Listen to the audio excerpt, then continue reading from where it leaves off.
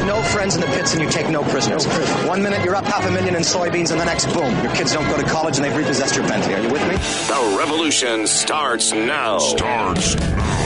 We have to pass the bill so that you can find out what is in it. Turn those machines back on! You are about to enter the Peter Schiff Show. Show me the money! If we lose freedom here, there's no place to escape to. This is the last stand on earth. The Peter Schiff Show is on. Call in now. 855-4-SHIFT. That's 855-472-4433. I don't know when they decided that they wanted to make a virtue out of selfishness. Your money, your stories, your freedom. The Peter Schiff Show. Welcome, everybody, to the Peter Schiff Show. Tom Woods in for Peter Schiff today. I'm going to be talking to Steve Forbes in the second hour. First hour, be talking about all kinds of other things, including taking your calls at 855-4-SHIFT, 855-472-4433. The other day, there was an article. Isn't it great, the Internet? You get immediate gratification. You write an article, and bang, it's right up there. You know, in the old days, you'd write it, and then they'd send you a draft copy to look over, and then, 4 months later, the magazine would come in the mail, and you've already forgotten what the whole thing was about. Whereas now you see some horrible piece of ignorant propaganda, and you can just smash it immediately. There's no waiting. You just do it. So people were asking, and I'm getting ready for some trips this week, so I was a little bit busy, and I was getting people emailing me, pleading with me, begging me, you've got to look at this article on Huffington Post. And I thought, I don't think I do. I really don't think I do. But sure enough, it turns out I did. This thing is horrible. It was an article saying, here are the 11 lies. Lies, that's pretty strong language. Lies about the Federal Reserve. Now, I like articles like that because there are a lot of lies told about the Federal Reserve. But unfortunately, when they say lies, they mean things you and I tell. Those are lies. When we speak ill of the Federal Reserve, we're not even worthy to shine their shoes, and here we are saying bad things about them. What kind of stupid ingrates are we? So it's 11 myths that the End the Fed people are spreading, and Huffington Post is going to answer them with a reporter who I guess got a degree from Harvard in economics, undergraduate degree. Now, I got an undergraduate degree from Harvard in history, so I guess we sort of equalize each other there. But I don't know what it is about Harvard for some people. It's like it stamps out all desire for independent thought. It just ruins you forever. You just begin to think entirely like the establishment the rest of your life. And man, is she living up to form here in this. So there are 11 of these. I'm not going to go through all 11, but I just want you to hear. I mean, these are things that supposedly shut us down completely. And anyway, you can read along with me if you want. I've got the piece link. The easiest way to get you to it is at tomwoods.com. I think it's my first blog post today.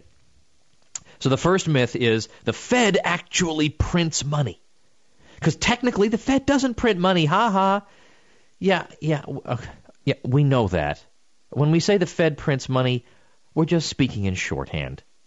Okay, because it's a lot easier than saying, when we say things like, they want the Fed to print money, that's a lot easier than saying they want the Fed to credit some banks' accounts with increased balances, which it does by means of a computer, though if these balances are lent out and the borrowers prefer to use some of the lent money as cash, the Treasury will go ahead and print the cash. See, that's not that easy to say, right? So we just don't say it.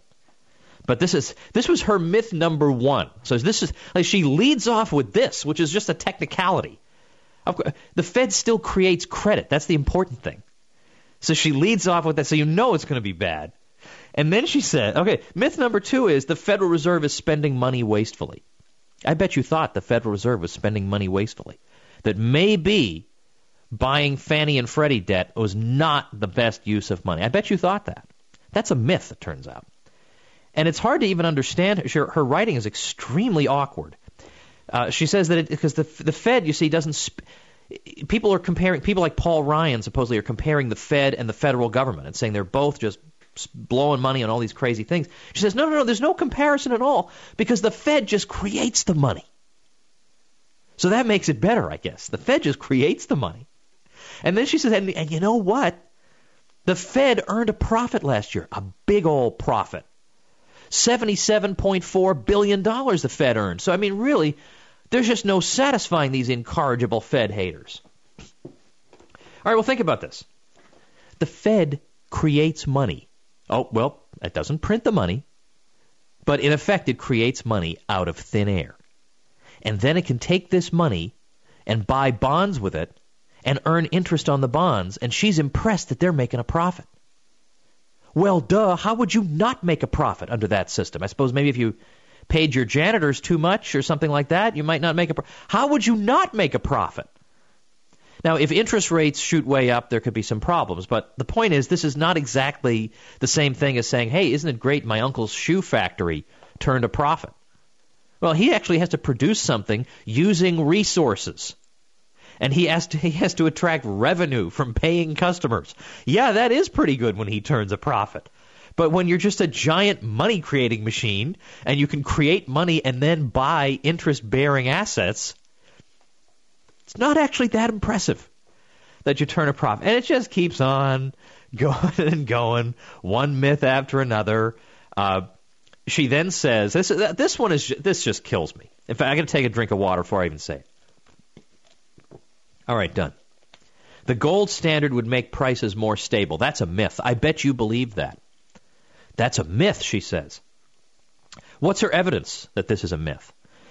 Well, she cites a blog post by Matthew O'Brien, who's just some guy who writes for The Atlantic, and Joe Wiesenthal at Business Insider, who is, I have yet to see him be right about anything.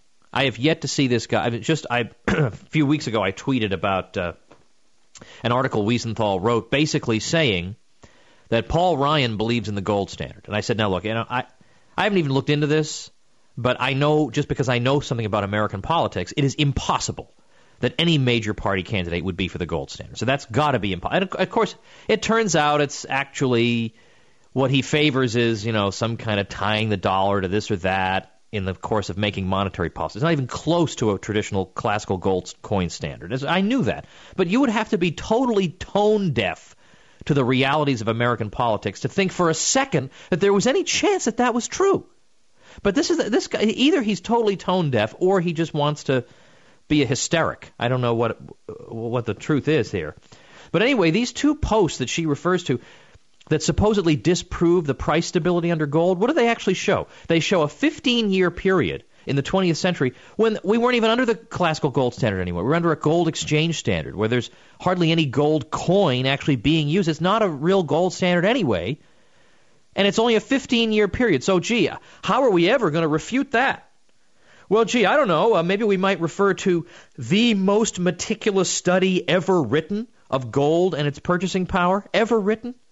Roy Jastrom's book, The Golden Constant, which goes from 1560 to 2007, 4.5 centuries, not 15 years under a non-gold standard. And he finds gold to be pretty darn stable over that period. I'm going to take that over 2 blog posts. And these are some of her best claims. I mean, it just gets worse. So anyway, we got to go to a break. I got to take a breath. I'm out of breath talking about this stuff. So join me on the phones, though. 855-4SHIF is the number. 855-472-4433. You guys help make this show what it is, so let's hear from you right here on the Peter Schiff Show, the gold standard in talk radio.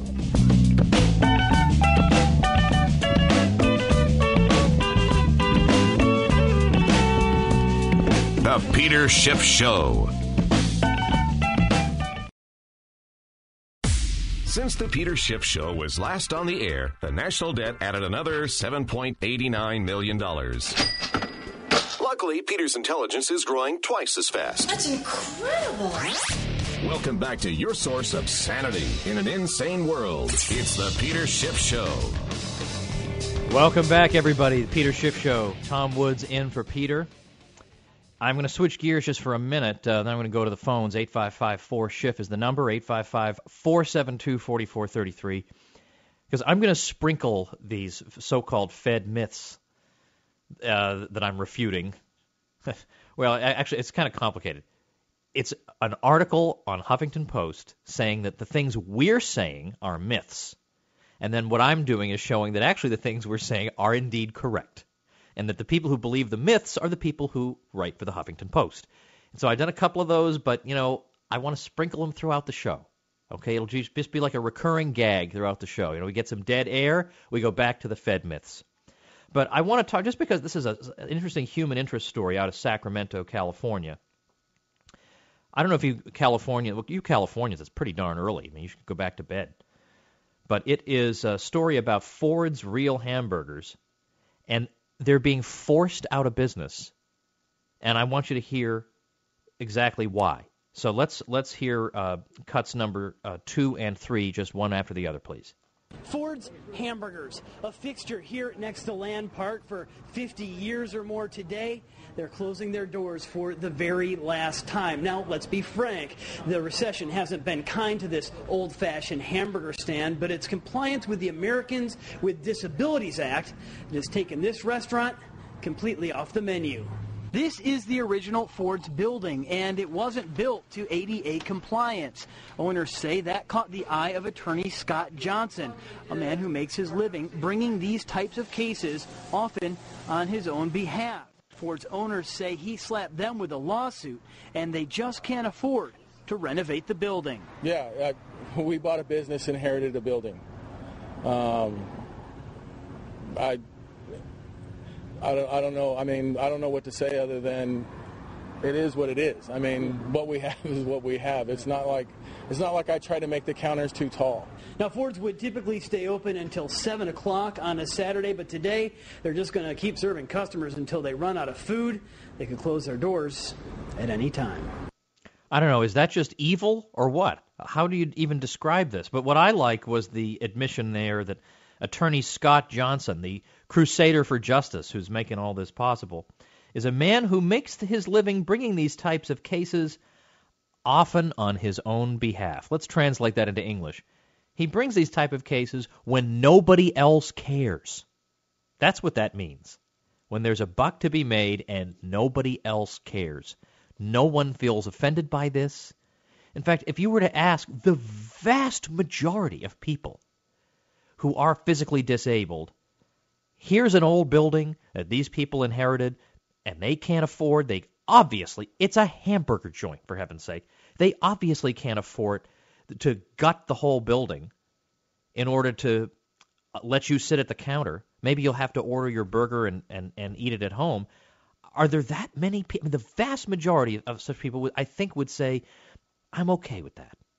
There are some things I can't do, and there are some things other people can't do, and that's just what life is. But the idea that out of spite I would want to shut these people down and just throw them out on the street is just so mind-bogglingly self-centered, one hardly knows what to say. I mean, you can just hear in the owner's voice not just the exasperation, but the absolute shock of the absurdity of what's happening. All right. Anyway, I wanted to share that with you because there are cases like this going on everywhere, and we don't hear about them. This sort of thing goes on all the time in our so-called free market economy. All right. Well, now let's see if we can lift our spirits here. Oh, hey, we have an early riser here because we're going to talk now to a Californian. Talk to Paul from Los Angeles. Paul, welcome to the Peter Schiff Show. Hi, Tom. Thank you, big supporter, and thank you for taking my call. Sure. My question may have two parts with me, so if you could bear with me in trying to make it coherent, okay, to get it out as easily as possible, that would be fantastic. For whatever labels are worth, I'm trying to define myself these days. I kind of go back and forth between, say, libertarian and or a conservative libertarian, more, I guess, the Ron Paul Goldwater approach. And I completely understand the non-aggression principle philosophy of a libertarian.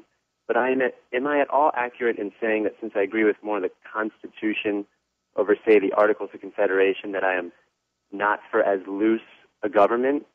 For instance, I once heard Judge Napolitano say that there was a failure with the Articles of Confederation in it being too loose in repaying debts after the Revolutionary War when merchants and bankers were also state legislatures, and so they needed the Commerce Clause in the Constitution kind of point. So I'm mixing things there. I wondered if you had any thoughts. Okay, is there a follow-up question, or is that the full thing? Because then I'll get started. That's okay, kind of the full thing. Like nowadays, trying to say I'm a libertarian, but when people say, oh, the Articles of Confederation are proof that it kind of didn't work I when see, it was I see. too loose. Okay. And then, Okay, yeah, all right, I got it. All right, that's a good question, Paul. Thanks for that. It's interesting that people would associate the Articles of Confederation with libertarianism, but I guess what they're saying is limited government. That's an example of limited government.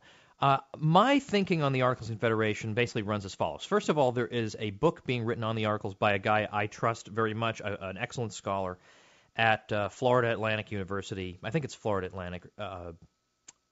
It's Marshall DeRosa. And he's a great guy, very, very careful scholar, and he's writing a book on the Articles of Confederation from a sympathetic point of view, and I am sure it will be worth reading. The other guy who's worth reading on the Articles is Merrill Jensen, who wrote a book, I think in the 1950s, called The New Nation.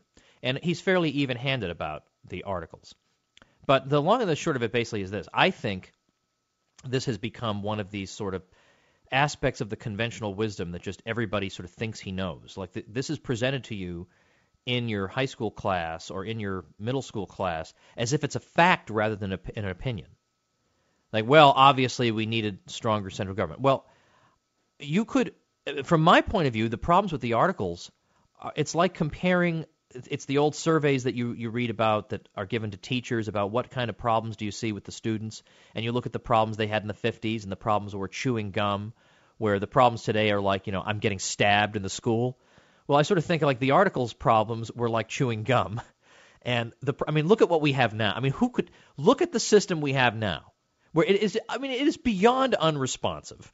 It is a behemoth that just cannot be stopped. It is self-perpetuating fiefdoms. It's bailout incorporated, not to mention the foreign policy. The whole thing is absolutely catastrophic. Yeah, I think I would be willing, as Thomas Jefferson said, to put up with the inconveniences of too much liberty than of too little. And that's the way I look at the situation with the Articles. When you look at the issue that you raised about the states aren't paying back. Well, basically, first of all, the federal government wound up assuming all those state debts under the Constitution, which was of dubious constitutionality.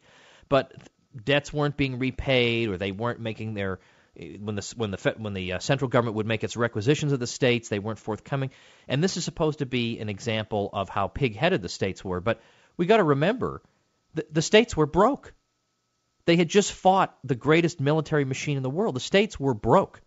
And in fact, it's been there's a book called Collective Action under the Articles of Confederation, where a political scientist looked at it and studied it and found that actually the states contributed more to the debt repayment than rational choice models would predict. So, and then when you look at, the economy was bad, well, we have just as many testimonies saying the economy was flourishing as we do saying it was bad. And everybody, of course, wants to blame his current situation on the government. But again, you just fought a major war. There are a lot of dislocations to be repaired.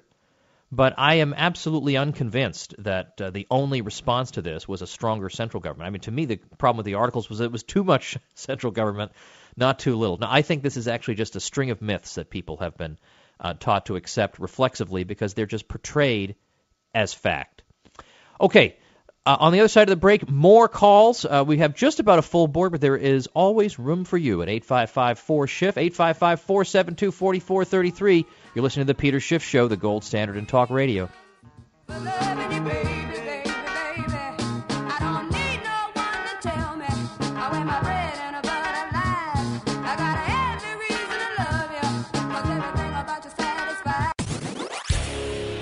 Now return to the Peter Schiff Show. Call in now, 855-4SHIFT. That's 855-472-4433. Rebel Radio, the Peter Schiff Show. All right, we're back, everybody, on the Peter Schiff Show. Tom Woods in for Peter Schiff today. Just a quick rundown before we go back to the phones. I'm going to be this very week in New Mexico for all you New Mexicans out there. I'm going to be in Albuquerque on Friday, which is, I guess, October 12th. Then New York City the very next day, October 13th, for Liberty Fest. I hope all you guys will be there. October, especially people who lecture me about not speaking in New York City. Well, now I'm coming to New York City, so check it out. October 24th, University of Central Florida. October 25th, University of Florida. October 26th, the Mises Institute 30th Anniversary Supporters Summit, with Ron Paul and Judge Napolitano. I'll also be speaking there. And then finally, for all you Chicagoans who have been telling me I've got to come speak in Chicago, November 2nd at Jack's Tap. More information, and I'll be adding all the logistical details over at my website, tomwoods.com. Okay, let's go to Whitney now in Iowa. Whitney, welcome to the show. Hey, how's it going, Tom? Thanks Great. for taking my call. Sure. Well, I was perusing Lou Rockwell's blog, and he linked to an article in the New York Times that discussed how Catalonia and Scotland both want to break away from their mother nations, which would be Spain and England. And, of course, the New York Times said it was because, they didn't really mention the inequality of taxation that much, which, of course, they didn't. But they said that one of the reasons that made it possible was because the euro or the European Union gives them blanket, makes it easier for them to join the marketplace because they're under this giant flag that is the European Union. And I just kind of wanted your take on it because I know you are pro-decentralization, and I just wanted to know why you think the reasons are and why the New York Times is wrong as usual. Okay, thanks. So Whitney, you have good instincts. Thanks for the call. Well, I wish I had a Europeanist on here who knew more of the local conditions. Because my own view on this is generally that I tend to side with the decentralists and the secessionists in general, for a variety of reasons. But at the same time, if I know, I think it's a little bit morally more cloudy than sometimes libertarians make it out to be. Because if some people are seceding for the specific and clear purpose of oppressing a minority within their borders, then I do think it becomes murkier. I don't say necessarily you rule out the secession in that case, because, again, I don't like the idea that we'll let the central state decide whether secessions will be permitted. Well, then no secession would ever be permitted, which is why I tend to side with the secessionists in general. I also side with the secessionists in general just because I think the state is a monstrosity. In particular, these modern mega-states, hyper-centralized, have been responsible for some of the greatest enormities in history, both material and then in terms of life and economically. They're horrible entities, and so anything that rips them up is good, and that allows people to, I think, to live better. And I think you can live better in these smaller states. It doesn't mean that there's a rule of thumb that all small states will be better than all big states, but certainly I would rather live in Singapore than in the old Soviet Union. I'd rather live in Malta than in communist China, in the worst days of Mao, for example. I mean, I'd rather live in Liechtenstein than in, 1955 India. So, and particularly because when you have a small state, then the need for an open economy becomes obvious. Because there's no way you can be self-sufficient when there's like 50 people in your country. Like, it becomes clear that you need to have open markets and all the sorts of things that made Hong Kong prosperous. Again, another small place that's doing very, very well and flourishing. So I think in general, it's better to have more political entities than fewer, because then it forces these sociopaths to compete with each other. They all want to have a tax base, and if everybody ups and leaves, then it compromises that. This is why one of the things that the centralizers in the European Union are looking for is some kind of harmonization of fiscal policy, to make it harder for people to flee from one country to another, because we want to have, ideally, all the regulations and taxation be the same everywhere, ideally. In fact, there were people back in the 1990s under Bill Clinton, Alice Rivlin, wanted to see that done to the American states so that people couldn't flee from from a high tax to a low tax state. We're going to even out the taxes so that you're just stuck. And that's going to, of course, lead to higher taxes, because now that they know you can't flee, they have no incentive to keep things low for you. And then also, finally, I just think in terms of looking back in history, what was it that helped bring about liberty in Western Europe? And there is a whole school of historical thought that looks at this and calls it the European miracle. Like, in the modern period, how is it that Europe came to have sustained economic growth? It was the first in the world to just continually have economic growth. What was it? What was the key factor? And the answer, a lot of historians are convinced, was that Europe was not a large empire. There was no continent-wide empire that replaced the Roman Empire. I mean, you had Charlemagne for a while, but you didn't have a continent-wide empire. What you had was a patchwork of small principalities, dukedoms, bishoprics, free cities, all different types of political units. And that made it hard for any one of them to be too terribly oppressive because you could just flee to the next one, and the cost to flee was minimal.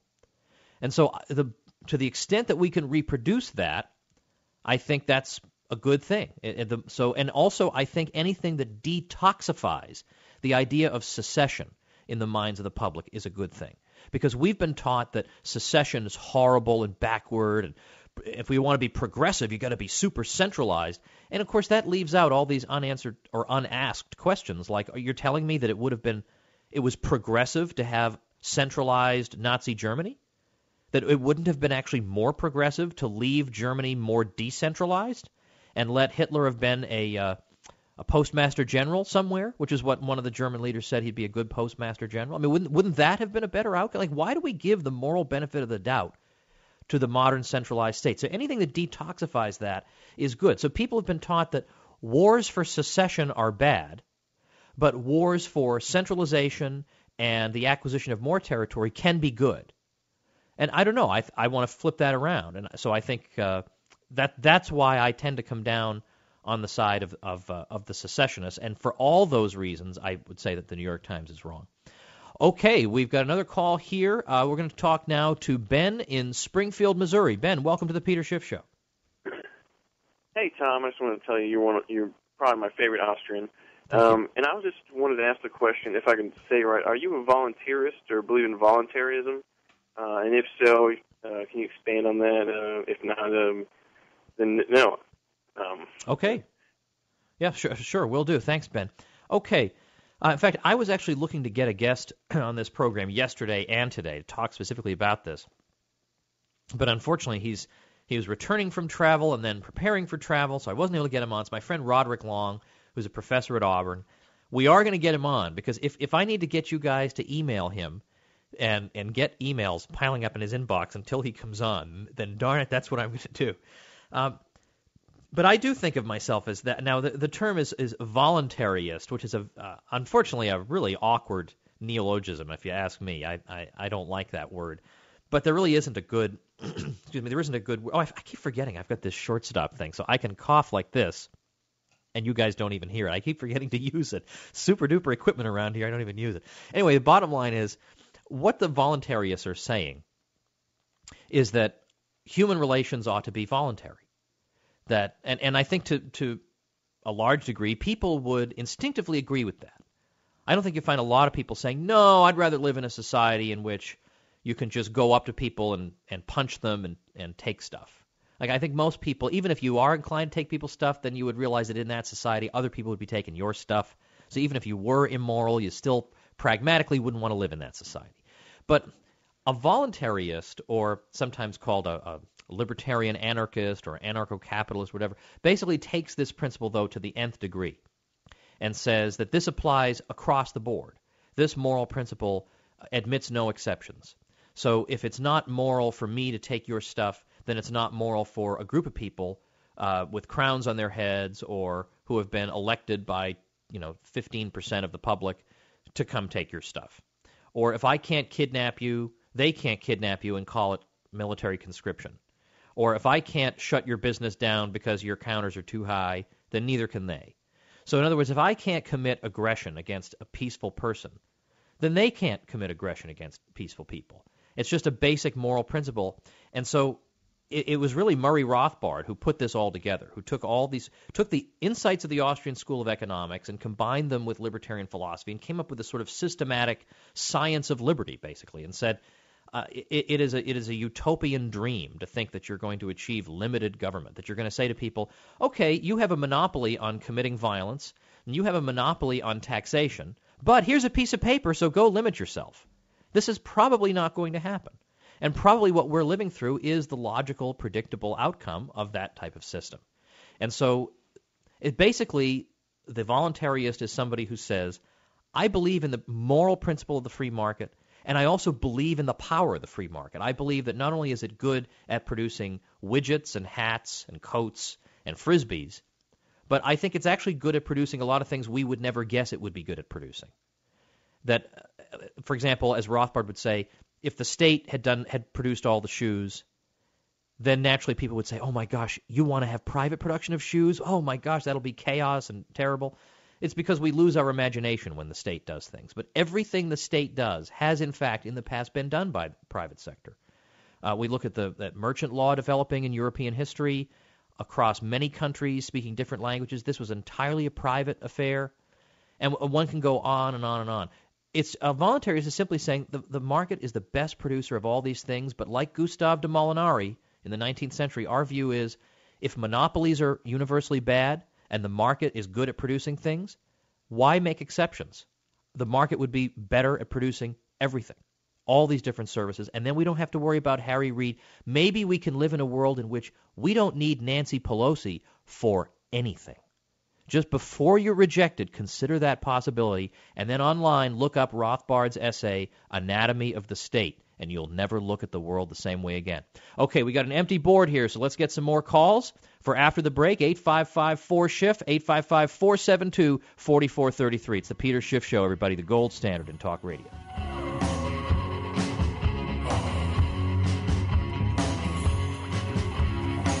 The Peter Schiff Show. Down, down, down. My mind is a blank. My head is spinning. To President Obama, Secretary Geithner, Madam Pelosi, and all of the socialist econ professors across America, we're sorry. We're sorry. Peter Schiff is back on the air. And we are indeed back on the Peter Schiff Show, but it's Tom Woods filling in for Peter today. The next hour, we're going to be talking to Steve Forbes, who I'm sure needs no introduction. But right now, we'll go back to the phones and talk to David, another Californian. You guys wake up so early. It shocks me. Welcome to the Peter Schiff Show. Thanks, Tom. There's nothing like listening to you in the morning. Thanks for hosting the show. Appreciate it. So I recently read the book, The New Depression, The Breakdown of the Paper Money Economy by Richard Duncan. And I wanted to get your comment on the book. I don't know if you've read it, but he basically is on the same page as Peter about the Fed, the credit bubble, and the collapse of the dollar. Mm-hmm. Where he differs is in his solution. He suggests that if we roll back the government to balance the budget, that we're going to collapse the economy and enter a new depression. Mm. So his plan is basically the U.S. government should continue to borrow the trillions at the low interest rates, but instead of wasting the money on consumption and war, that we should spend it on 21st century industries like biotech, renewable energy, to restructure. And, he's basically in favor of building a new power grid, covering Nevada with solar panels, and transitioning the auto industry into electric to eliminate dependence on foreign oil. So I'm wondering if you could comment on this plan and consider having him as a guest on the show. Okay, thanks, David. Perhaps Peter would have him as a guest. I haven't read the book, but I think you've probably given me a reasonable summary of it. Okay, so there are two basic claims being made. One would be that we can't just cut back because it would lead to problems, and then the other one being we need to just borrow the money and invest in all these things. Well, this comes up against the how do we know these are the things to invest in? I mean, the fact that Duncan thinks they sound like cool things to invest in does not mean that they're the most urgent uses for the money. And, we get told an awful lot about these great success stories in Asia about how their governments picked winners and losers and their governments decided on this or that project and it worked out great. But the reality is that, for example, the most celebrated case is the case of Japan. And if you look anywhere, if you Google Japan Inc., on Google, you'll find that to the contrary, it was the state was actually saying that Japan should not get into supercomputers or automobiles. So I'm skeptical that these people are going to know what needs to be invested in and where. I would rather leave that to entrepreneurs. There's no substitute for that because entrepreneurs are acting within the sphere of economic calculation of profit and loss, and these bureaucrats aren't. And then, of course, there's the obvious cronyism that comes into play as to who gets the contracts and all that. But I don't understand why he's so. Here's the big problem on a popular level with understanding Keynesianism. Why is it that if the government spends the money, this will be great, but if the money is returned to the public, this will be disastrous? I don't see that, because the public will either buy their own stuff, or they will save the money, which means businesses can invest with it, but the businesses will be investing in things that they anticipate there'll actually be a consumer demand for. Actually, I'm being told by our producer here, we had Richard Duncan on the show April 16th, 2012. Premium members can go back and hear Peter debate him. Well, I'm a premium member, so I'd like to go back and hear that. But the other thing is, what I'm getting at is this whole thing that depression will occur if there are significant budget cuts.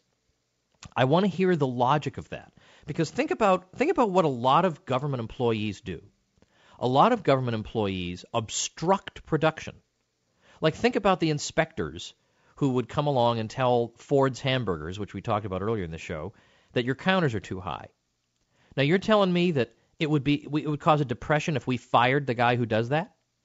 To the contrary, that guy would still be in business. So most of what the government does, it might not be as obviously obstructing business, but by and large, everything they're doing is obstructing production. So how could it be good for the economy to keep borrowing money to pay people to obstruct production, rather than not borrowing that money and not having the government compete for resources with the private sector, and let the private sector produce things? And the more it produces, the more people earn, and the more people earn from their production, the more stuff they can buy, and then things get moving.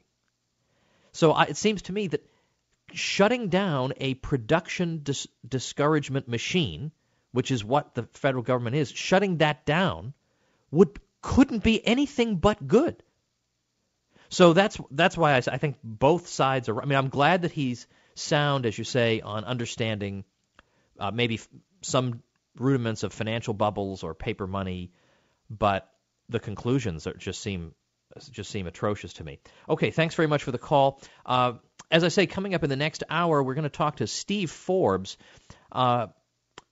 Steve Forbes and I actually did. I highly doubt this was the highlight of his career, but we had a friendly little chat once on a PBS program a few years ago, where we were both talking about the subject of, did the free market cause the financial crisis, or is the free market, should it be exonerated from blame? We had a very good chat about this. He was very friendly. He said kind words about my book Meltdown, so I appreciate that. Even though, I'm sure we do have some disagreements, and so we'll talk a little bit about that. It's very interesting. And I also, in that same recording session, I also got a chance to talk to Doug Casey, and you can actually look on, you can find on YouTube, if you type in Tom Woods, Doug Casey. I think we've had about 40,000 views of this, and for a PBS program, I think that's kind of a lot. And we were on a show called McQuestion down in Texas, and we were talking about the subject of limited government. And is it possible actually to have limited government? Or does limited government, so-called, always wind up leading to what we have now? And if it does, then what is the alternative? And this sort of points to something that one of the callers was asking about. So you can check that out, and you may find that interesting. It's a much fatter Tom Woods in that video, by the way.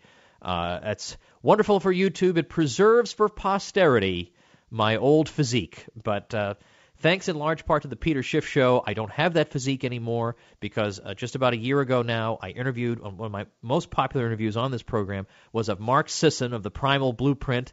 We had him on. I have gotten more responses to that interview, people saying, because you interviewed this guy on the Peter Schiff Show, I am in better health than ever. I've dropped 50 pounds. I've heard all this from people, one after the other, because they listen to this show, it's a little bit off topic, but this is a guy who also, Mark Sisson, doesn't believe in the government propaganda about the food pyramid, and you've got to eat your 11 servings of grain every day before you go to bed.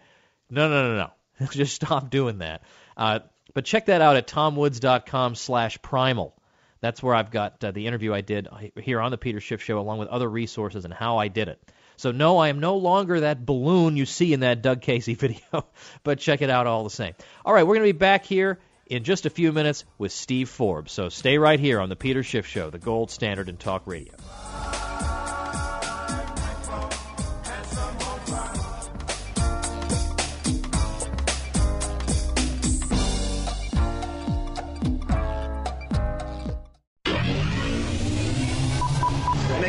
friends in the pits and you take no prisoners. 1 minute you're up $500,000 in soybeans, and the next, boom, your kids don't go to college and they've repossessed your Bentley. Are you with me? The revolution starts now. We have to pass the bill so that you can find out what is in it. Turn those machines back on! You are about to enter the Peter Schiff Show. Show me the money! If we lose freedom here, there's no place to escape to. This is the last stand on earth. The Peter Schiff Show is on. Call in now. 855-4-SHIFT. That's 855-472-4433. I don't know when they decided that they wanted to make a virtue out of selfishness. Your money, your stories, your freedom. The Peter Schiff Show. All right, everybody, welcome back to the Peter Schiff Show. Tom Woods in for Peter. Very glad to be joined right now by Steve Forbes, Chairman and Editor-in-Chief of Forbes Media. This gentleman hardly needs an introduction. He is the author most recently of Freedom Manifesto, Why Free Markets Are Moral and Big Government Isn't. Steve Forbes, welcome to the Peter Schiff Show. Good to be with you, Tom. Thank you. Let's start just a little bit with the subject of your book. It seems like there has been a spate of books specifically making the moral case for the free market. Now, I'm not going to list them because they're your competitors. We're just going to talk about your book. No, I think all the reinforcements we can get where we need. So, all right, Arthur Brooks and Father Sirico, then. But why do you think that is? Why would it be timed like this? Why is there this urgency for this message at this particular moment? Because I think people realize we are truly at a crossroads in our nation's history. Do we want to go the free market freedom route, or do we want to go the big government route? And one of the things we do in this book, which I co-authored, is make the point that big government has gotten big as it has because even though people acknowledge that it's bloated and inefficient, it always occupies the high moral ground by saying we're compassionate, we're out to help the poor, we're out to help the sick, we're out to help educate kids, we're there to help those who have a stumble in life. And while markets, they always portray as, yeah, they provide material goods, but they're cold, immoral, ruthless. You get ahead by cutting corners. They're amoral. Commerce is grubby. And so big government always expands. And one of the shocking things today is that we'd have a choice of Barack Obama in the White House. That fact, even after the huge success of the Ronald Reagan and what he did in the 1980s. So I think the case, people have to learn to make the argument, not just say that free markets work, they provide material goods, but they're profoundly moral. And it gets to the whole basis. Free markets meet the needs of people. Big government, contrary to its image, meets its own needs. And you saw that graphically, Tom, in that Chicago school strike. That was all about pay and benefits, pay raises, and hardly a thing about the kids in the classroom. As you know, the Chicago system is one of the worst school systems in the country, and yet what does big government focus on? How much more they're going to pay to the people who are turning out kids who can't read or write. Exactly. And, of course, if you were to open up the Chicago school system to teacher applicants from around the country, they would fill those spots in 5 seconds. So it is you bet they would. Protect my own turf. Exactly. And you saw it in the GM bailout, which was a payoff to the United Auto Workers. You see it in Obamacare. You see it in Dodd-Frank, which is out to shaft the small banks because there's so many of them, harder to regulate. Have them in a few big ones, and that's easier to regulate. Obamacare is out to hurt single practitioners by crushing them with rules and regulations because they're harder to regulate when they're on their own. So big government's always out for itself. And free markets, again, you succeed only if you provide a product or service that somebody else wants. It's a voluntary transaction, and it turns scarcity into abundance. Happens all the time. You see with cell phones. As you know, 30 years ago, cell phones cost $3,995. Now they're $5 billion around the world, 3 million of them in Haiti, poorest economy in the Western Hemisphere. And it's about creativity and innovation. So free markets bring out the best in human nature. Big government's just out to serve itself. But what would you say to people who say that there are examples of Asian countries that are perfectly happy to use the state apparatus to decide on what investments really are good for the future, and they've really had some great results with this, whereas we supposedly are the big free marketeers and we leave this to private entrepreneurs. Why shouldn't we be following the Asian wave of the future? Well, how does the Asian wave of the future work? They see what works in the United States. We are the great font of innovation in this world, despite all the abuses we've put on our free markets in recent years. And you can see it in the fact that Chinese and Indian educators come over here and wonder, how do you create an environment where innovation flourishes? They know they're not anywhere up the innovation scale they should be, and they come here trying to find the magic potion. And the magic potion is people going out there and trying things that have never been done before, things that look now in retrospect that are obvious. And that doesn't come from bureaucrats. That comes from millions of people out there. And it's a messy process, the hit and miss of experimentation in free markets. And so these countries can do it from the top because they've seen what works. And that's very different from creativity and innovation. Now, one of the ways that the government is unable to or fails to provide for the poor is that it makes extravagant promises that sooner or later it's going to have to renege on. So, and of course by that I'm talking about, as presently constituted, the entitlement programs. You've heard the Larry Kotlikoff numbers as well as I have. What's the future there? Because there are people who have been led to expect a certain flow of income, and that's not going to be possible to sustain. And even the GOP nominee does not really seem that interested in or aware of the severity of the problem. Is there a solution, or is it just simply we're going to have to pull the plug on Granny sometime?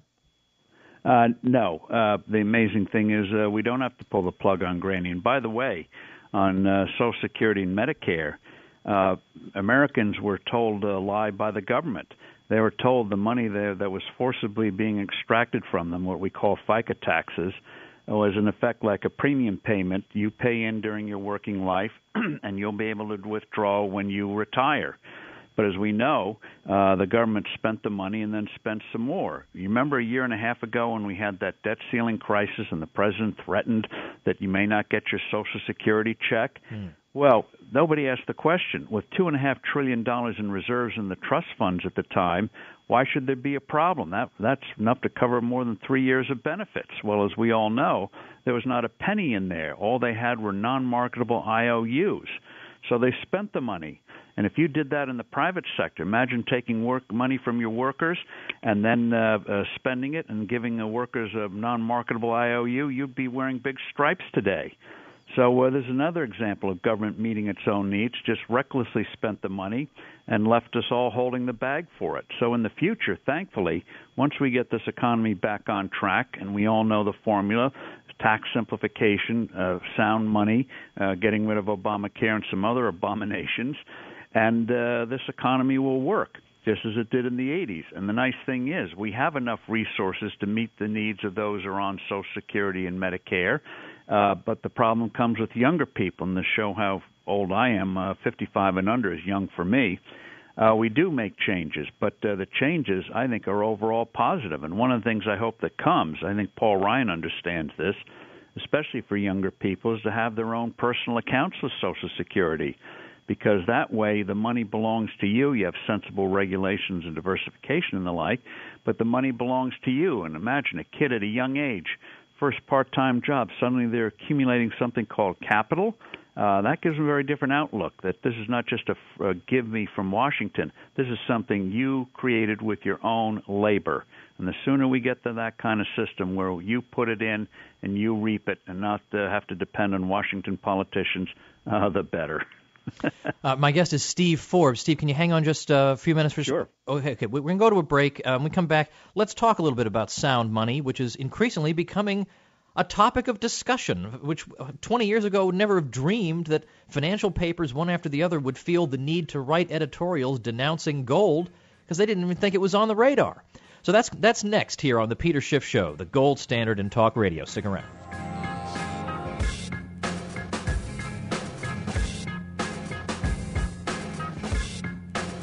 The Peter Schiff Show.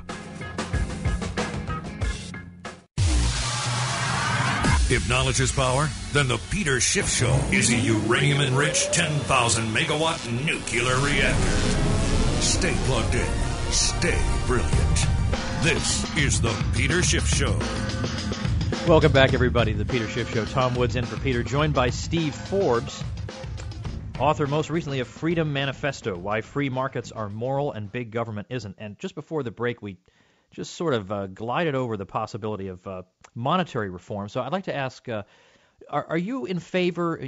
I know you talk about gold, but these days the term gold standard is thrown around by a lot of different people. Some people who just favor a gold price rule to guide the Fed in its policy-making decisions. Those people are considered to be gold standard advocates, and Paul Ryan's a gold standard advocate. Let's be clear about our terms here. Are you calling for a gold coin standard that would resemble the classical gold standard, or something short of that? Well, first, to make a point on the need to return to gold is that one item, a section we have in this book, Freedom Manifesto, is that what the government, the Federal Reserve in particular, has done to money is a form of coercion in terms of trashing the value of money, and which is a form of taxation. But also, one thing people should keep in mind is what the Federal Reserve has done in manipulating interest rates is that it's given a massive subsidy to the U.S. government in financing its debt, making it very easy to finance its debt deficit without tears. At the same time, has made it much more difficult for small and medium-sized businesses to get credit because you don't know what the price of credit is anymore.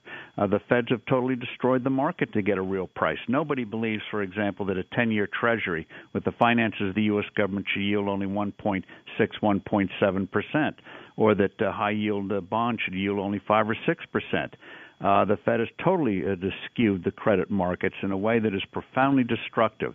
In terms of gold, the key thing is to have by law that the value of the dollar is fixed to a certain amount. Let's just pick a number, 1,500. It could be 18. It could be whatever number. But for illustrative purposes, $1,500. And by law, if it goes above, the Fed has to tighten. If it goes below, the Fed has to ease.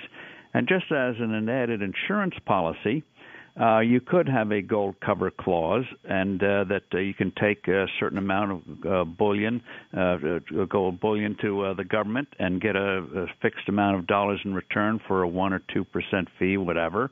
And the same thing in terms of taking gold in and getting dollars in return.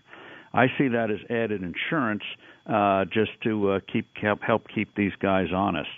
But the key is to fix it, and I think you would see spontaneously most other countries would go back to a fixture to gold or fixture to a reliable gold dollar just because it makes trading easier. You know, what would happen in this country if 50 states had their own currencies and their own central banks? Would be chaotic. So I think it's going to come back, and I think the nice thing is we argue on the details and how it's going to come back. But and the sooner we get that debate going, and in the meantime, I think we should do what Utah did and remove all taxes and restrictions on gold and silver for use as legal tender. So if you wanted to buy a house for gold coins, you wouldn't have to worry about paying sales tax on the gold coins. Right.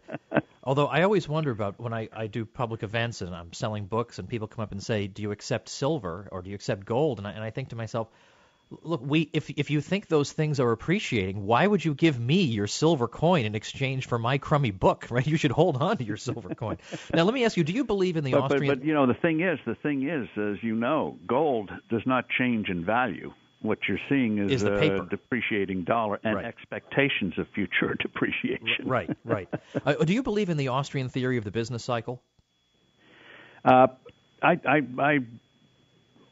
I think in terms of markets always come in surprises. And one of the things we've got to get over, and I know economists don't like to hear this, is this macro approach that treats the economy as one entity, whereas we all know it's literally millions of different entities, hundreds of millions, billions of participants. And in a true free market, you can add up what one entity does in a certain territory, but in the real world, you're always going to have things rising up and going down, And the less where you get real cycles is when the government gets involved trying to help us. That's when you get bad trouble, or mucking up the value of money. That'll get you in trouble, too. Yeah, well, that's why I think the Austrian theory, which has gotten a lot of traction these days because of the claim that it is the Fed's intervention in the credit markets that distorts entrepreneurial decision-making and causes investments to be made in lines of production that wouldn't have been made otherwise, that the market would have been telling you not to. Just look what happened with housing. Right. Hundreds of billions of dollars misdirected because of what the government did. And as we know, capital is not infinite. And when you destroy capital like that, where it doesn't get the best return for the people, we the people suffer for it. And, of course, we've got regulations, we've got taxes that government mucks things up with. And so, yes, government has a limited role, and that's why we emphasize in the book, big government, not small g government. Now, you ran for president as a Republican, so suppose you had just 60 seconds to give Mitt Romney some advice. What would it be? Keep getting your voice on free markets. People understand we need freedom. He started to do it in the last debate, and contrast yourself to the big government approach of Barack Obama, who seems to want to bring France to the U.S. I can do without 75% tax rates. We all can. Well, that's true. Be an advocate of freedom. Americans understand that. Do you mind if I ask you a slightly off-the-wall question? I've wanted to ask this for a while. What was it like hosting Saturday Night Live? It was a hoot. I had a great time. And the nice thing is they allowed our 5 daughters to be in these sketches, and you wouldn't recognize them because they're in wigs and disguises, but worked out well. I had a great time. The show did very well, but I was wise enough to keep my day job. No, I loved that show. I thought it went absolutely great, but I don't know, at least for me it would have been terrifying, even though I do a lot of public events, to do a live show like that. It is. Yeah. It is, and it is live. It was not taped. One of the things they do on Saturday night is you do a live show at 8 p.m. to a live audience for 2 hours. Then after so it's at 10 p.m., you go to the producer's office, take out what did not seem to work well with the audience, so you get it down to the hour-and-a-half time frame. And then at 11:30, you go out, and that's it. Wow. That is, I didn't know that little detail. That's I'm glad I asked. All right, listen, we've only got about a minute or so left, but do you have anything else in the works in terms of a book or a project upcoming? I'm thinking about doing something, and again, it's just we need all the reinforcements we can get on the subject of money, because it's badly misunderstood. As you know, we haven't had central banking since, pick a number, 80 years, 100 years, and it's time we get back to real central banking, real money. And again, I would love to be one voice among a growing many. So like the free market, the morality of free markets and the immorality of big government, the more people who want to write about it, in my mind, the better, because that helps get the message out. Well, if we talk again on this program, we'll start right off with the Federal Reserve, what it does, what you think it ought to do, if anything, what would be best for it to do. But that's all the time we have, so I'm very grateful to you, Steve Forbes, for taking the time with us today. Thanks so much. Tom, thank you. Appreciate it. That was Steve Forbes, everybody. Next, we're going to take more of your calls at 855-4SHIFT. That's 855-472-4433. Call me up and ask me anything here on The Peter Schiff Show, the gold standard in talk radio. Stick around.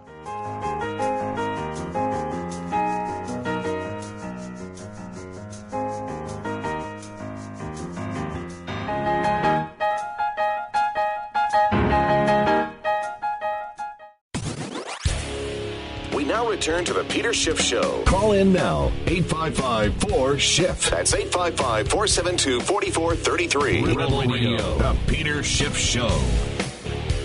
All right, everybody, we are back on the Peter Schiff Show. Tom Woods in for Peter. All right, maybe you were a little bit confused at the end when Steve Forbes said we have to return to central banking. If we had had more time, I would have teased that out a little bit. What I'm assuming he means by that is that we need a system in which we return to the original purpose of the Fed, which I gather he would say was not to engage in macroeconomic policy making or to have the dual mandate or any of this other stuff, but simply to be the lender of last resort and to have to centralize reserves and whatever. But then I would just push on that. If we believe in the free market, why do we need that? But that came too late. So we'll talk to him again, I'm sure. Okay, what I want to do, though, right now, before going to the phones here, and we do have some space, so 855-4-SHIF, 855-472-4433, is I want to play you a couple of clips from your wise leader, from President Obama, and this is, was it just the other day, just not too long ago. He was talking about Cesar Chavez, because now there's a dedication for a monument to Cesar Chavez, and I want to just play a tiny portion of what he said about Cesar Chavez. So let's play those cuts, please. 12 and 13. Cesar returned to the fields. And it was a time of great change in America, but too often that change was only framed in terms of war and peace, black and white, young and old. No one seemed to care about the invisible farm workers who picked the nation's food. Bent down in the beating sun, living in poverty, cheated by growers, abandoned in old age, unable to demand even the most basic rights. But Cesar cared. And in his own peaceful, eloquent way, he made other people care too. A march that started in Delano with a handful of activists.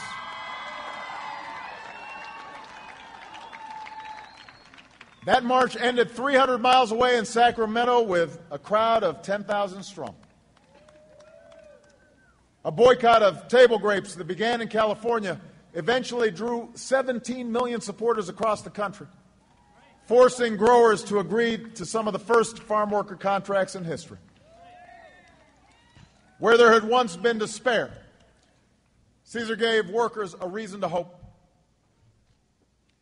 What the growers don't know, he said, is that it's not bananas or grapes or lettuce. It's people. All right, and it goes on. It goes on in that vein. So what I thought I might do is share with you what Murray Rothbard said about Cesar Chavez, the agricultural labor leader. And I'm just gonna give it to you. This is from an article that Rothbard wrote in 1993. And he talks, first of all, about the heights that Chavez did indeed reach. He says in 1970, the Chavez boycott finally forced the grape growers to sign with United Farm Workers. 5 years later, Chavez reached his peak of seeming success when his newly elected ally, Governor Jerry Brown, pushed through the Agricultural Labor Relations Act, for the first time compelling collective bargaining in agriculture. And incidentally, the good standing clause permitted union leaders to deny work to any worker who challenged decisions of union leaders. All right, yet, Rothbard goes on, despite the hosannas of the nation's liberals and the coercion supplied by the state of California, Cesar Chavez's entire life turned out to be a flopperoo.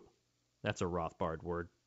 Whereas he dreamed of his United Farm Workers organizing all the nation's migrant farm workers, his union fell like a stone, from a membership of 70,000 in the mid-1970s to only 5,000 today. In the UFW heartland, the number of union contracts among vegetable growers has plummeted from 35 to only 1 at the present time. Only half of the meager union revenues now come from dues, the other half being supplied by nostalgic liberals. The UFW has had it. So what went wrong? Well, some of Chavez's critics point to his love of personal power, which led to his purging a succession of organizers and to kicking all savvy non-Hispanic officials out of his union. But the real problem, says Rothbard, is the economy. In the long run, economics triumphs over symbolism, over hoopla, and over radical chic. Unions are successful in a market economy only where the union can control the supply of labor. So that is to say, when the workers are few in number and highly skilled, so they're not easily replaceable. Migrant farm workers, on the contrary, almost by definition, are in abundant, ever-increasing, ever-moving, therefore uncontrollable supply. And with their low skills and abundant numbers, they can be easily replaced. The low wage of migrant farm workers is not a sign that they're exploited, but a sign that they're low-skilled and easily replaceable. And anybody who's inclined to weep about their exploitation should ask himself why these workers would emigrate seasonally from Mexico to the United States to take these jobs. The answer, as always, is that this is all relative. What are low wages and miserable living conditions for Americans are high wages and palatial conditions for Mexicans, or rather for the unskilled Mexicans who choose to make this trek every season. And as Rothbard says, in fact, it's a darn good thing for these migrant workers that their beloved union turned out to be a failure. For success of the union, imposed by the boycott and the coercion of the California legislature, would only have raised wage rates or improved conditions at the expense of massive unemployment of these workers and forcing them to remain in far more miserable conditions in Mexico. And then he goes on to add that if you really want to improve the lot of grape workers, don't boycott grapes. On the contrary, eat as many grapes as you can stand and tell your friends to do the same, because this raises the consumer demand for grapes and then increases both the employment and the wages of grape workers. Now you're going to need these grape workers, a higher demand for their stuff. You got to grab them. But this lesson, of course, never sank in. As Rothbard says, it was and still is easier for liberals to enjoy a pseudo-religious sense of belonging to a movement and to feel good about themselves by getting a vicarious thrill of sanctification by not eating grapes than actually to learn about economic realities and what will really help the supposed objects of their concern. So the real legacy of Cesar Chavez is forget the charisma and hype and learn some economics. Okay, let's go to Casey in New Haven, Connecticut. Casey, welcome to the Peter Schiff Show. Hi, thanks for taking my call. I was listening to the show yesterday, and someone was asking about the perplexing perennial appeal of socialism, which always frustrates me because it's like you look at history and it just seems to fail again and again and again. You're like, why does this keep appealing to people? And I saw on this blog, North Korean Economy Watch, having trouble finding the specific page because the author is so prolific, a very interesting theory about it. And this person's theory about the North Korean economy was that it had basically devolved into sort of a status-based society, along the lines you might expect in like a hunter-gatherer society. And that my thinking is that actually socialism is appealing because it actually is a regression to a type of society that made a lot of sense for like tribes of 50 people, and which is sort of ingrained in our thinking that we should live like a big family, and it should be about who you know and your relationships with people. And that, of course, as I think Hayek probably pointed out, doesn't work on a large scale. And I'm wondering what you thought about that. Well, thanks very much, Casey. Well, it's interesting that you say that because that is exactly the argument that Walter Block makes. He says that we are sort of hardwired for living in these sort of close conditions with a relatively small number of people, knowing them by name, interacting with them directly.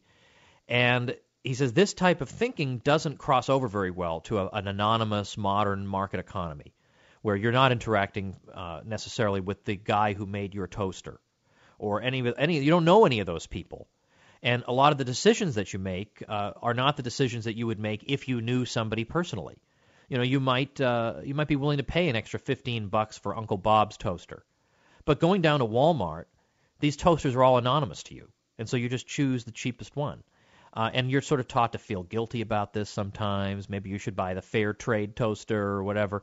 And so it's, again, trying to bring you back in this atavistic way to precisely this hunter-gatherer direct relationship kind of situation that cannot be replicated on a large scale and ought not to be replicated on a large scale. It kind of reminds me when people say, the Bible calls for socialism. No, it doesn't. It nowhere calls for socialism. It nowhere calls for any kind of coercion economically. To the contrary, when you do see people sharing property, it's on a small scale and it's voluntary. Or when monks, or I should say missionaries, go around the world and they're living lives of great material deprivation, this is not a system they are wishing on all mankind. This is, if you're called to do it, you go ahead and do it. You don't extrapolate from that to say this is how everybody ought to live. Okay, let's see. We are coming up on a break, so what I'm going to do is I'm going to take the next question, and then we'll take the break, and I'll do my best to give my answer. So we're going to talk right now to Liam on my old home of Long Island. Liam, welcome to the Peter Schiff Show. Hi, can you hear me, Tom? Sure can. Yeah, I was actually calling about the last one.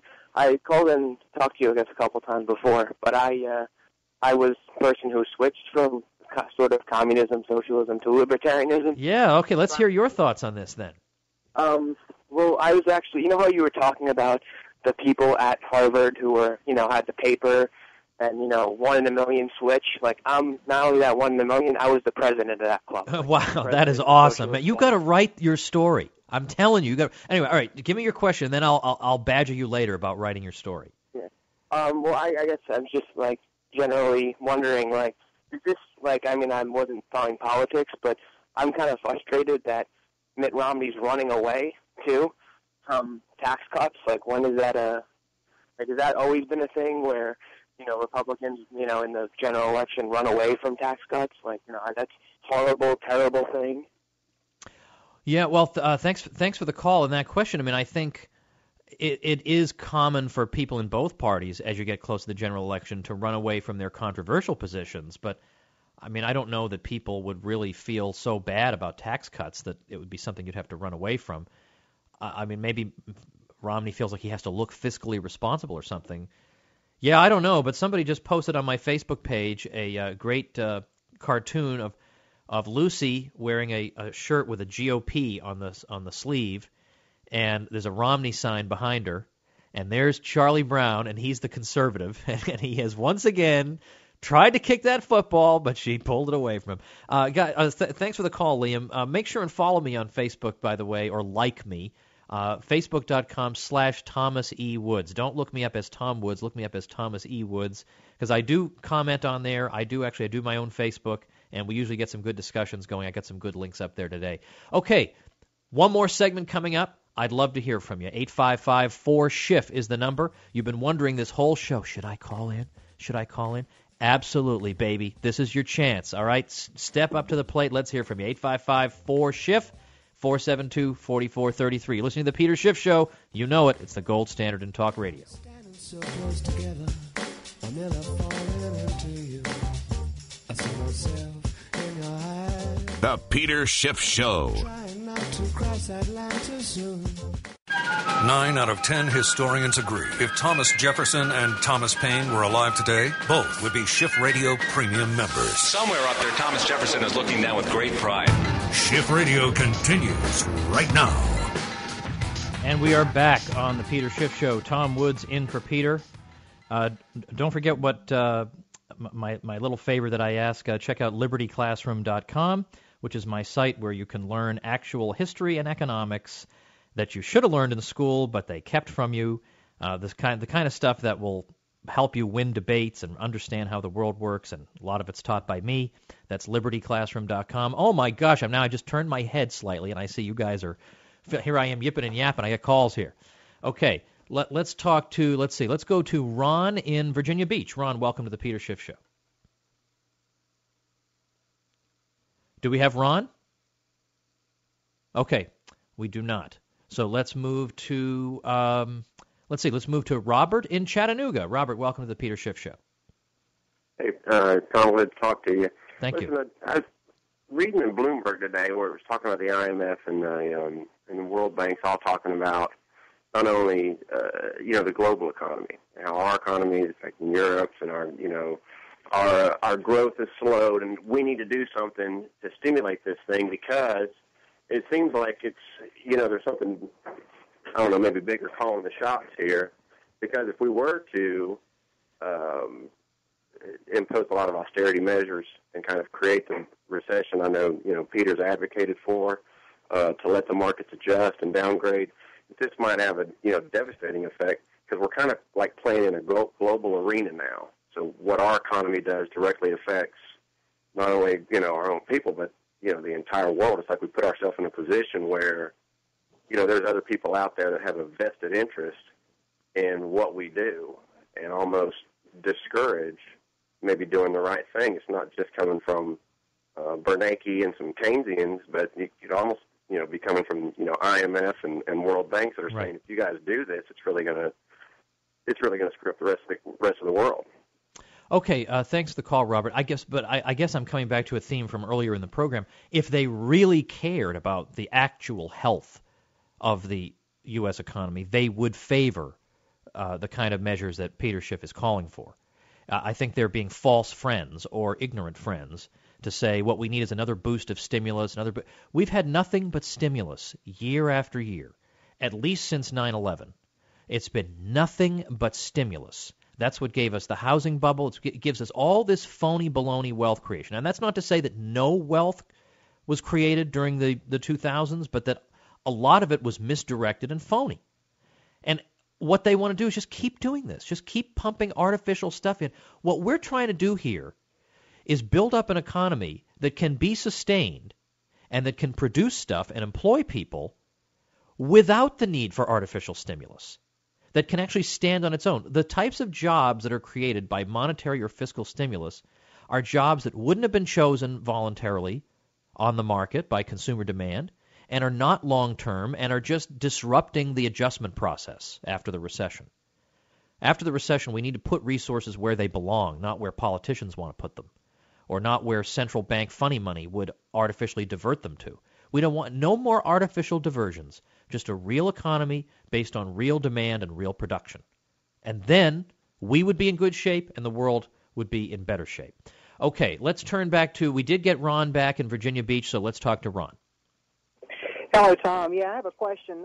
I've been hearing a lot about the Fed's purchase $40 billion a month of these mortgage-backed securities and how this could lead to inflation of the money supply and higher prices. I read an article recently by Helen Brown with the Web of Debt website, and her statement on that article basically was that this money will go onto the banks, into their bank reserves, and that being reserves or increasing their reserves, the reserves themselves can't be lent or spent into the economy. Now, whether she's right or not, I'm asking you that question. And then if she's right, then how does this money get out into the economy and create inflation? That's my question. Okay, thanks, Ron. Well, this is, I think, the most important question, because the question of whether inflation is going to occur, in our system, the way the money is created is the Fed buys something, it writes a check on itself, and whoever sells it something takes the check the Fed writes and deposits it in a commercial bank. And now there is more money in that bank than there was before, and the money came out of nowhere, out of thin air from the Fed. Now the bank then is allowed legally to lend the vast majority of that money out. Even though it's a demand deposit that you can get on demand, they can also lend it out, almost all of it. And they have tricks now where they don't, even the reserve requirement it doesn't even really hold anymore because they have overnight sweep accounts and stuff. So they can lend out basically all of it. But the issue is, if you are in an economy like this with a lot of uncertainty, you might not want to lend it out. And you'll hold on to it. And in that case, the inflationary process is stopped cold. Because the inflationary process occurs when the bank lends the new money, then some of that new money gets into a new bank, and then that new bank lends new money, and then that and it just keeps on going and multiplies throughout the system, so that you wind up with about 10 times the amount of the initial injection of money in the economy. But if they don't start this process, then it won't happen. But the thing is, if the Fed really wanted the banks to lend, what they would do is, you talked about those reserves that the banks are just holding on to instead of lending. If they really wanted the banks to lend those out, they would charge interest on, instead of paying interest, they would charge interest on the excess reserves. And then the banks would be paying to park their money at the Fed. Then they would turn around and start lending it. So they can get the inflationary process going when they want to. But let me strongly, I don't speak ill of people just on a personal level, but I want to strongly discourage you from reading Ellen Brown, who I think has just misled people to the nth degree. And when my friend Gary North did a point-by-point look at her book, Web of Debt, he found atrocious error after atrocious error. I mean, grotesque misquotations, fake quotations that don't even exist. And then she defends these fake quotations by saying, well, they're quoted in other books. Yeah, and these other books aren't primary sources either. And this just happens through. And these quotations change the whole meaning of the story. Or she'll talk about a meeting that Benjamin Strong had in early 1929 that had something to do with the Great Depression. Benjamin Strong was already dead by then. These are errors that are just systemic, theoretical errors, historical errors, all throughout the thing. Now, you should be reading the sound money people. Read Gary North, read Peter Schiff, read economicpolicyjournal.com. All right, I'm just about out of time. I gotta run. Thank you guys for 2 great days. See you again soon, I hope sometime on the Peter Schiff Show. Take care.